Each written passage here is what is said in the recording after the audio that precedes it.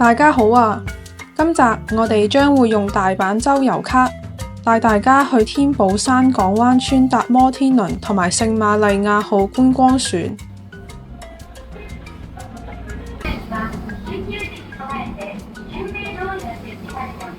中午同大家去大阪港嘅素食自助餐廳食晏。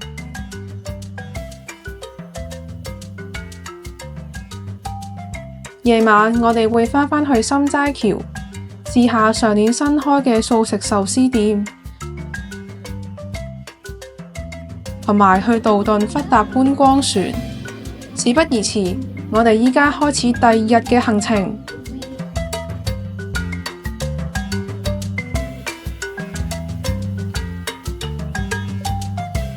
我哋喺 Namba Walk 附近嘅 Komeda's Coffee 食完早餐之後，就出發前往天保山港灣村。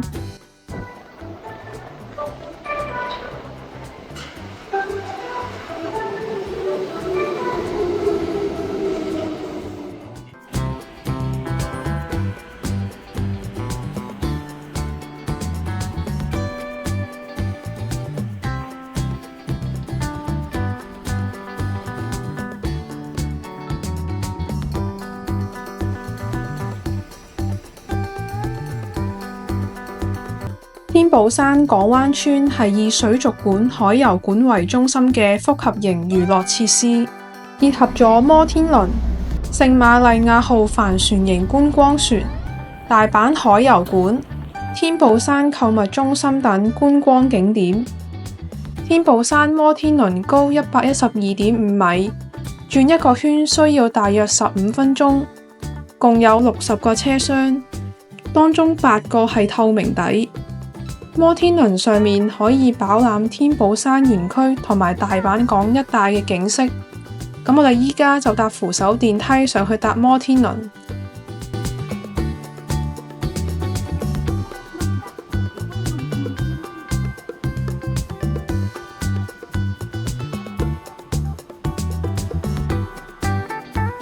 持有大阪周遊卡可以免費乘坐普通車廂或者透明車廂。我哋去到嘅時候咁啱冇人玩，咁當然就揀透明車廂啦。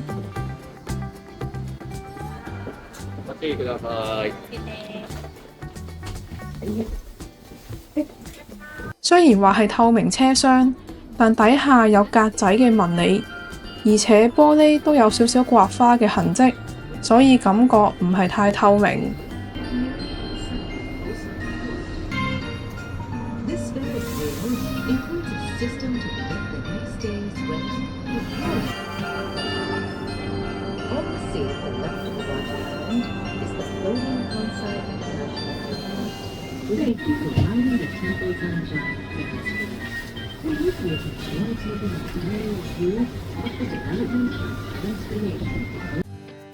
搭完摩天輪，下一站我哋去搭聖瑪麗亞號觀光船。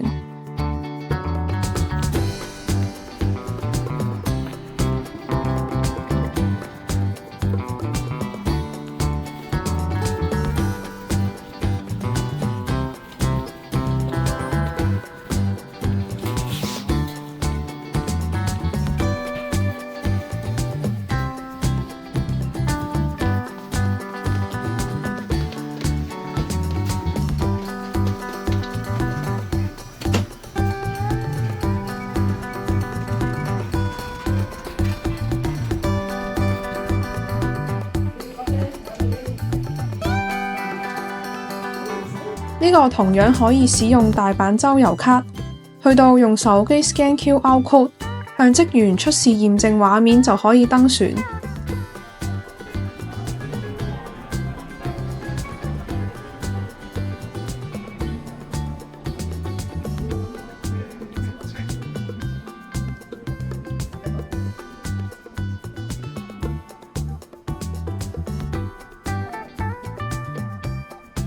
聖瑪麗亞號觀光船係以哥倫布發現美洲大陸時乘坐嘅聖瑪麗亞號為原型，並以大約2倍規模建造嘅仿製船。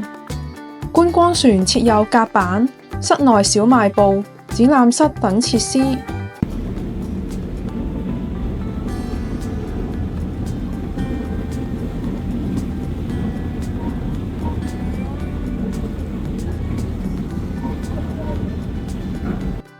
船程45分鐘，沿途有廣播介紹途經嘅建築同埋景點，包括大阪環球影城。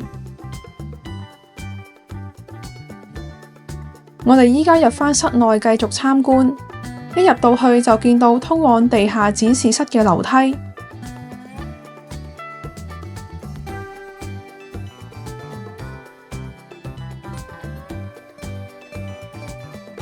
地下室展示同大航海時代同埋船相關嘅資料，包括相同埋模型。小食部有售賣雪糕、米飯漢堡、小食同埋飲品，仲有紀念品賣。我哋買咗杯黑香草雪糕嚟食。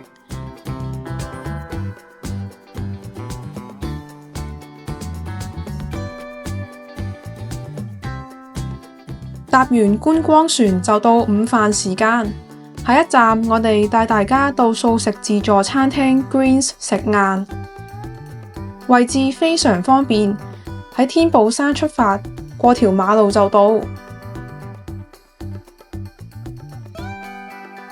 雖然話係自助餐，但其實選擇唔多，有沙律吧、一款麵包、2款主菜、2款日式前菜、米飯、麵豉湯同埋甜品，將所有食物攞齊就可以砌成一份日式定食。含蛋同埋大豆嘅菜式都會標示咗喺是日餐單上邊。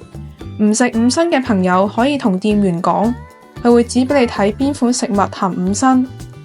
當日有五辛嘅菜式有薯仔沙律同埋沙律吧入邊嘅洋蔥圈，而含蛋嘅菜式就有薯仔沙律。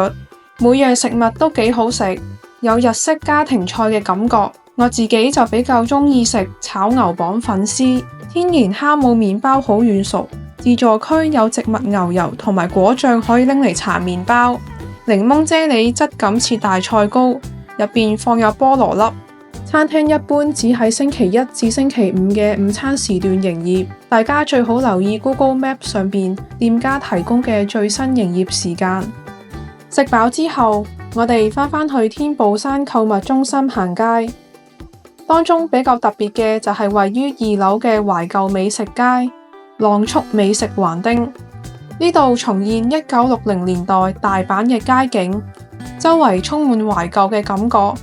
雖然店鋪係以分食店為主，但都可以當一個景點嚟打下卡。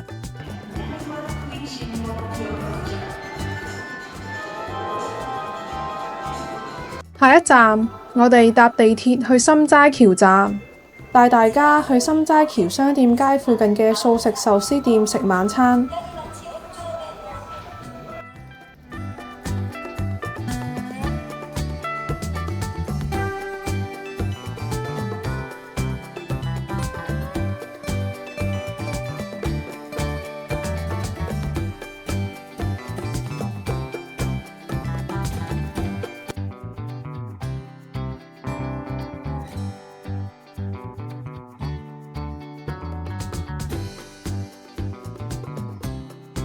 餐廳面積比較細，有一張吧台同埋一間房仔。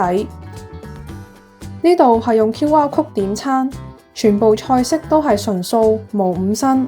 壽司拼盤係呢度嘅招牌菜，包括有素魚子壽司、素吞拿魚壽司、素肉子壽司、茄子壽司同埋冬菇壽司等等。牛油果卷物幾好食，入面包住青瓜同埋素肉，咬落有爽脆嘅口感。旁邊係茄子飯，茄子唔會煮得好腍，仍然保留茄子嘅口感。麻薯福袋同埋燒豆腐係冬季限定嘅菜式，有關東煮嘅味道。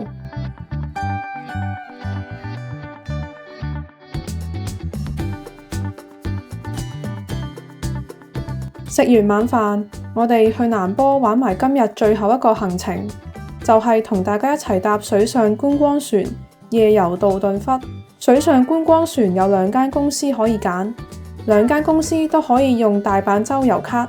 我哋揀咗可以網上預約嘅 Wonder Cruise， 船程大約20分鐘，途經 Donki、固力果燈牌等熱門打卡點。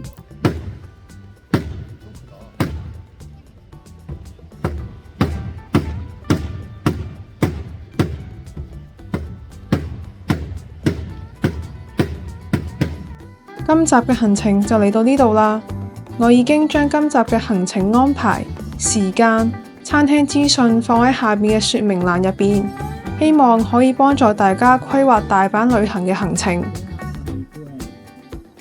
下一集我哋將會去一間有超多純素選擇嘅有機食材餐廳，去萬博紀念公園觀賞初冬仲見到嘅紅葉景色，仲會同大家去梅田試下一間有包廂嘅日式素食餐廳。咁我哋下集再見，拜拜！希望大家會鍾意我嘅影片，subscribe 我嘅 channel，like 同 share 呢條片俾更多朋友睇，仲有 follow埋我嘅 Instagram。